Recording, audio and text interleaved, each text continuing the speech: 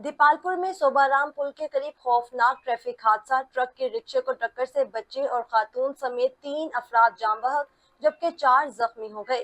Rescue टीमों ने मौका पर पहुंचकर लाशों और जख्मियों को अस्पताल मुंतकिल कर दिया। दीपालपुर रोड पर सोबाराम पुल के करीब ट्रक और रिक्शे में खौफनाक तसादम हुआ। रेस्क्यू 1112 के मुताबिक हादसे में रिक्शे में सवार बच्चे और खातून समेत 3 अफराद मौका पर ही जान बहक हो गए, जिनकी शनाख्त खालिदा ज़ात माह का शहरोज और हामिद वल्द अब्दुर्रहमान के नामों से हुई है। हादसे में मजीद 4 अफराद जख्मी हुए, जिनमें मौज़म, खालिद, साजिदा जोजा आलम और दारा वल्द अहमद यार शामिल हैं। इत्तला मिलने पर रेस्क्यू 1112 की 2 एम्बुलेंसेज दीपालपुर से और एक एम्बुलेंस उकाड़ा से फौरी तौर पर जाए हादसा की तरफ रवाना की गई।